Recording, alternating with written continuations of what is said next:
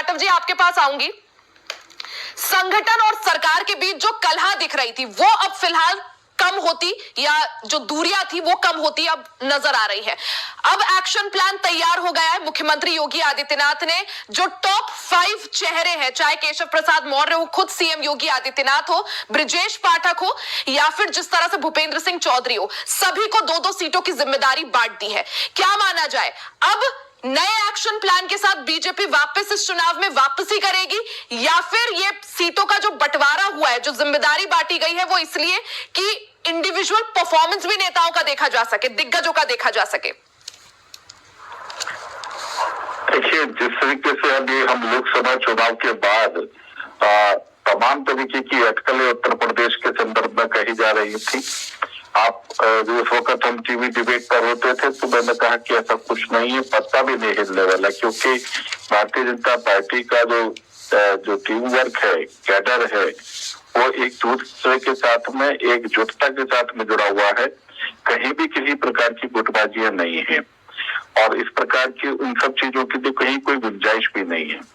अब चूंकि उपचुनाव है, 10 सीटों पर है, तो हमारे जितने भी वरिष्ठ नेता जो है, मुख्यमंत्री, उप मुख्यमंत्री और प्रदेश अध्यक्ष, ये अपने अपने क्षेत्र जो इन्होंने बांटी है सीटें, उस पर काम करेंगे और बाकी सभी कार्यकर्ता भारतीय जनता पार्टी के उनके साथ में पूरी तन्मयता के साथ को सीट को जिताने के लिए पूरा प्रयत्न करेंगे।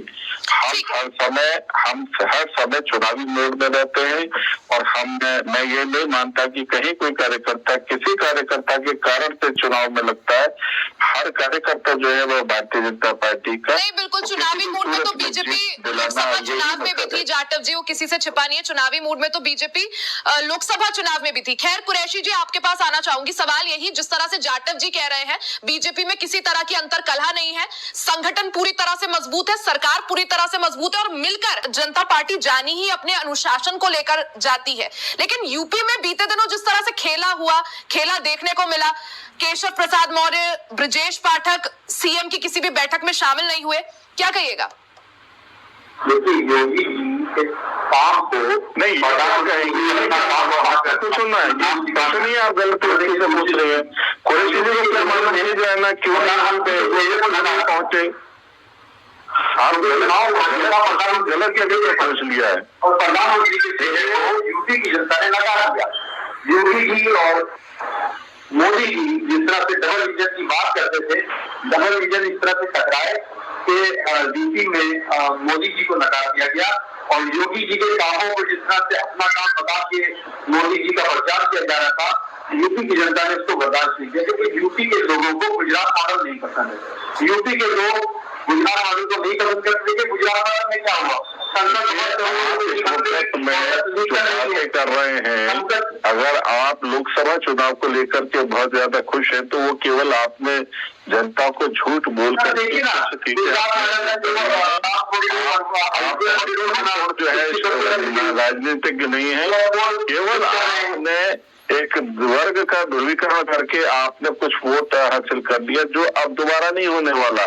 जो आपने झूठा एक लोगों को एक आश्वासन दिया कि 85 से आएंगे, 1 लाख आएगा, जाएगा, इस प्रकार के झूठ के आधार पर आप बेशक से जो है ना चुनाव जीत गए हो, कुछ सीटें जीत गए, चुनाव क्या जीत गए, कुछ सीटें जीत गए, मगर तो ये सीटें नहीं, जाटव जी काफी महत्वपूर्ण सीटें जीते हैं। अयोध्या की बात पूरे इलेक्शन कैंपेन में मुख्यमंत्री योगी आदित्यनाथ, प्रधानमंत्री नरेंद्र मोदी करते गए और सबसे बड़ी चोट भारतीय जनता पार्टी को अयोध्या नहीं दी ना, सिर्फ झूठ के कारण से विषय नहीं है।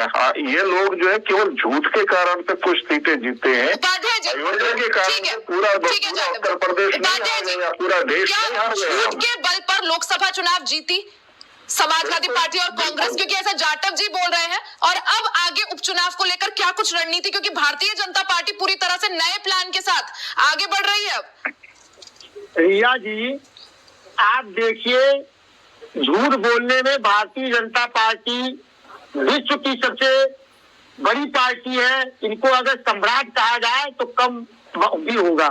बताइए, प्रधानमंत्री 2014 से आज तक लगातार झूठ बोल रहे हैं।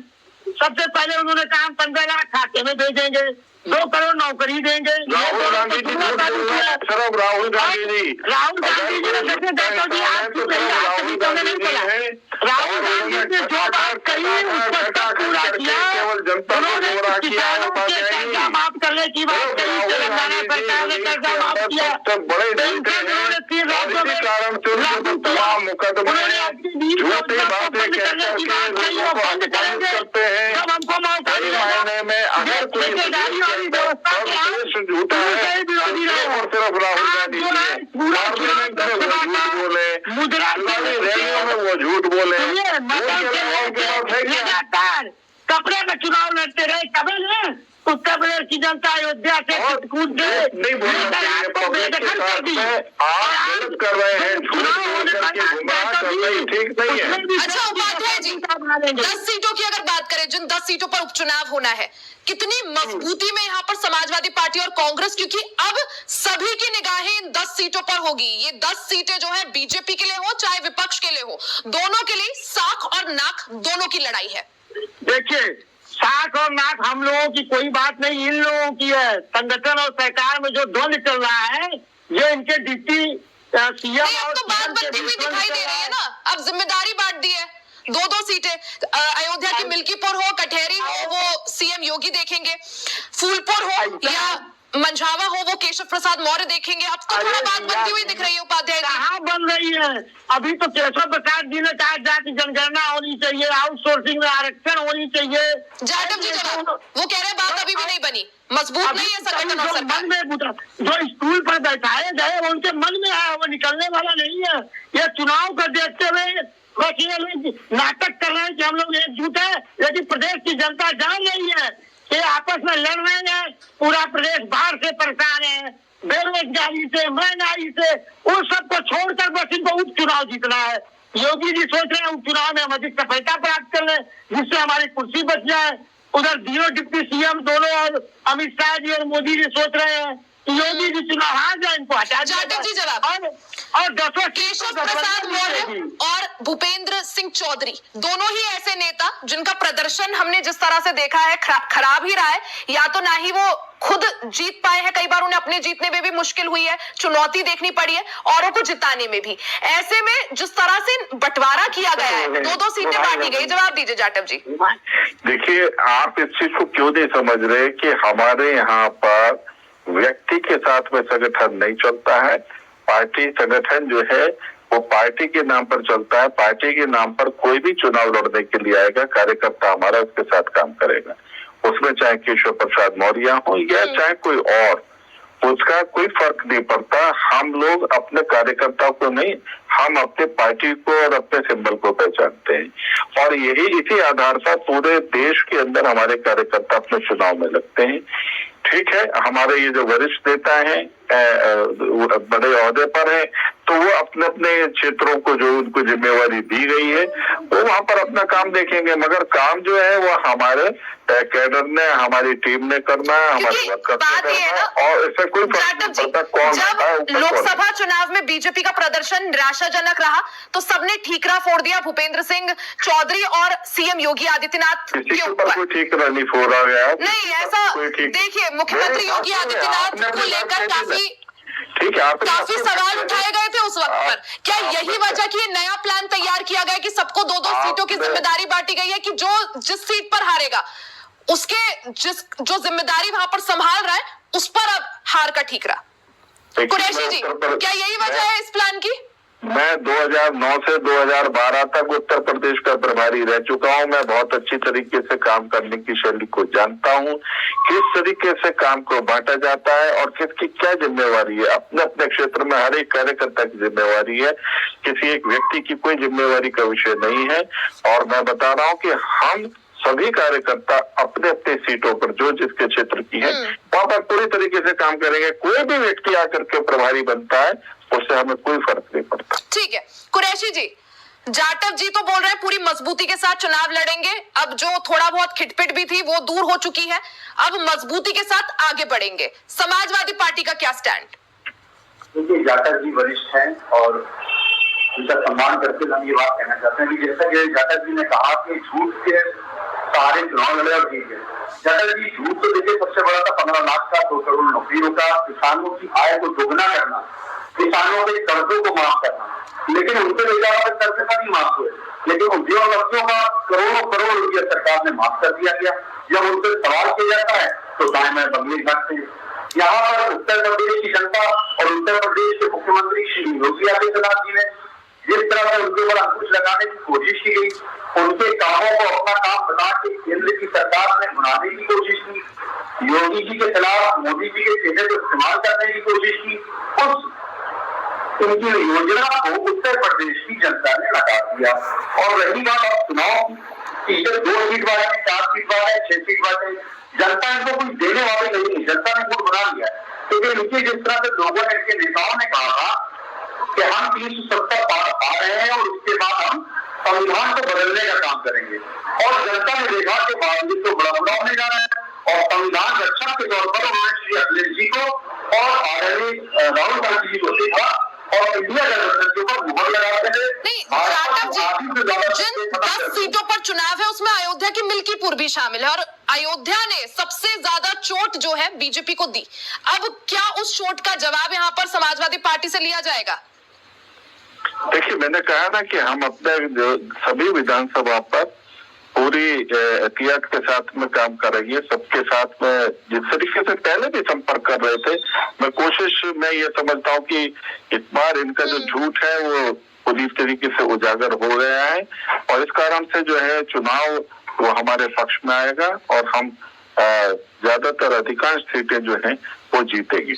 कुरैशी जी, जिस तरह से अवधेश प्रसाद की जीत के बाद अब वो राजा बने फिर रहे हैं, अखिलेश यादव के बगल में बैठ रहे हैं, राहुल गांधी के बगल में बैठ रहे हैं।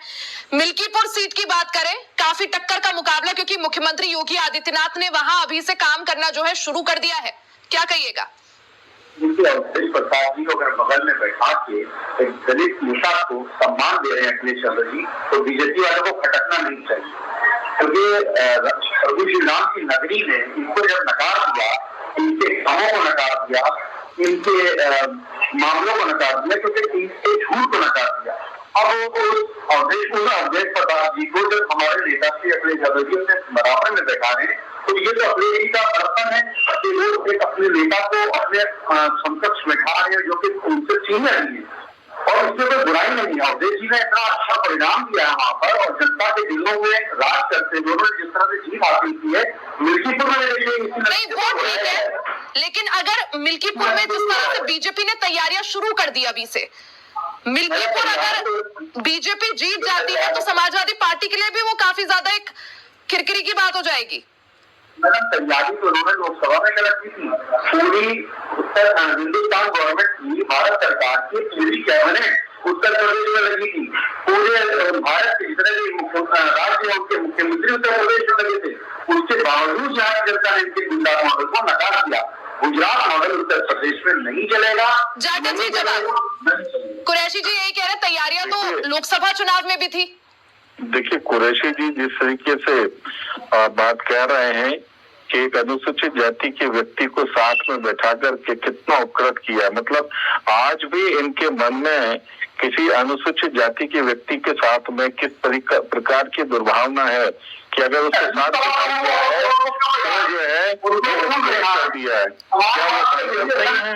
क्या वो सांसद नहीं है? उन्होंने कहा कि दलित व्यक्ति को बैठा दिया, मतलब क्या होता है ये? आप आज भी के साथ एक व्यक्ति को बैठा रहे हैं कि सरकार का कोई नाम ध्यान जी कैसे बात करें, आपको पता नहीं पीडीए की फॉर्मूला को लेकर समाजवादी पार्टी आगे बढ़ी। जाटव जी, पीडीए के फॉर्मूले को लेकर समाजवादी पार्टी आगे बढ़ी, और अयोध्या में जिस तरह से दलित युवती के साथ दुष्कर्म होता है, गैंगरेप होता है, उसमें भी तो समाजवादी पार्टी वालों का स्टैंड सामने आया था।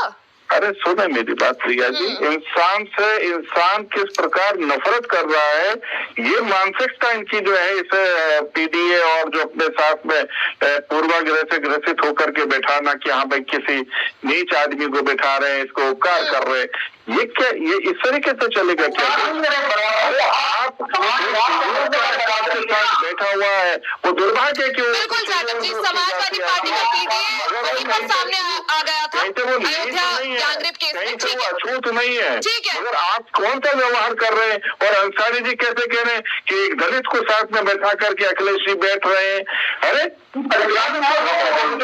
मतलब आप इस तरह की रखते हैं, सांसद के साथ भावना रख रहे हैं, ये आपका न्याय है? आप इस तरीके से व्यवहार करेंगे और एक पर्टिकुलर कम्युनिटी के व्यक्ति के साथ में वो हमेशा ऐसे ही रहेगा जिसको जिस तरीके से आप बात कर रहे हैं। तो बहुत बड़ा अपमान कर दिया। सांसद जीत कर क्या है? आप इतनी ही दृष्टि से अपने सांसद के बारे में जो बखान कर रहे हैं ये बहुत ही दुर्भाग्यपूर्ण है। इस तरीके से सामाजिक न्याय तो नहीं होगा। ठीक है उपाध्याय जी, जिस तरह से 10 सीटों पर उपचुनाव किस तरह से आगे उत्तर प्रदेश की सियासत की फिजा जो है मोड़ सकता है, क्योंकि काफी महत्वपूर्ण है 10 की 10 सीटें। कांग्रेस की बात करें, किस तरह से तैयारी और जिस तरह से बीजेपी ने अभी से तैयारियां शुरू कर दी हैं, क्या कहिएगा बीजेपी के इस नए फॉर्मूले को लेकर, जिस तरह से 2-2 सीटें बांटी गई हैं? रिया जी, इन्होंने तो यही तैयारी शुरू कर दिया है कि अभी हम कहीं देख रहे थे कि उन्नाव की महिला को न्याय न मिलने पर उसने आत्मदाह कर लिया मुख्यमंत्री आवास के सामने। ठीक है, दूसरी बात जो लखनऊ में पानी वो किसी नदी या नाला में लेकर आरोप हुआ था उस महिला के साथ छेड़छाड़, उसका पता चल रहा है कि समाजवादी पार्टी के पदाधिकारी ने बच्ची के साथ बलात्कार किया, उसके बारे में ध्यान है उपाध्याय जी? 15 लोगों नहीं, आप उन्नाव की बात करेंगे, उन्नाव की महिला की बात करेंगे उपाध्याय जी, तो आपने अयोध्या की महिला की बात करी जिस नाबालिग लड़की के साथ गैंगरेप हुआ। देखिए, गैंगरेप किसी के साथ होता नहीं, है, किसी के साथ क्या मतलब? किसी के साथ क्या मतलब? आपका पदाधिकारी है वो गलत है, उसका पदाधिकारी है नहीं, किसी के साथ क्या मतलब? आपका पदाधिकारी के साथ में जो है ना उसके साथ रेप करेगा और आपके मुंह से नहीं, तो आप 2 अलग-अलग महिलाओं को अलग-अलग तराजू पर तोलेंगे यहाँ पर उपाध्याय जी? नहीं, तो आपने उन्नाव की महिला का जिक्र करा, तो आप अयोध्या में जिस युवती के साथ गैंगरेप हुआ उसका जिक्र क्यों नहीं? ये कैसी राजनीति? मैं तो कह रहा हूँ, नहीं रिया जी, ये सरकार जिस तरह से और चुनाव सरकार ने आपके पदाधिकारी ने किया भैया, आपके पदाधिकारी ने जो किया, सरकार का कोई रोल नहीं, आपका पदाधिकारी रेप कर रहा है, आपके पदाधिकारी ने रेप किया उस बच्चे के साथ और एक दिन में कई महीने तक उसके साथ में रेप किया है। उसको सही आपको मालूम है उपाध्याय जी, आप जो बात कर रहे हैं आपका पदाधिकारी, आपकी पार्टी का पदाधिकारी वो रेप कर रहा है और आप उसको बचाने की बात कर रहे हैं। आप दूसरी जगह पे ध्यान बचाने की कोशिश कर रहे हैं। आप उसका DNA कराने की बात कर रहे हैं। क्या आपके शासन में जब रेप होते थे तो सबके DNA कराते थे क्या आप? आप उस संगठन के साथ में ये कहा गया कि ये रेप करने वाले लोग हैं, ये गुंडे लोग हैं, ये दंगाई लोग हैं, आप दोनों मिलकर के इसी काम को अंजाम दे रहे हैं और आज तो दिखाई दे रहा है क्योंकि आप ऐसे सीटों पर जीत करके आए, आप कुछ भी कर सकते हैं और अगर कोई पूछेगा तो DNA तब कराने का काम करते हैं, ढीठ और निर्लज आप हैं, शर्म आती है आपको ऐसा बयान देने से पहले और आज टीवी पे बैठ करके आप तमाम बातें कह रहे हैं, इधर की और उधर की बात कह रहे हैं, ये नहीं मालूम कि बच्चे की इज्जत किससे होती, उनके बारे में आपसे एक शब्द नहीं निकल रहा है। दोषी है उसमें एक यादव का नाम संविधान कर दिया और एक जो है मुसलमान का नाम पढ़ दिया, जब उसमें तो अन्य बिरादरी के जब किसी ने किया है तो उसका नाम भी पढ़ा जाएगा, उसका बैनर और पोस्टर भी लगाया जाएगा, उसके मकान को खुद भी किया जाएगा और जो अवैध स्थान है उसको तोड़ा भी जाएगा। जा रहे हैं इस तरह से समाज को बांटने का काम कर रहे हैं।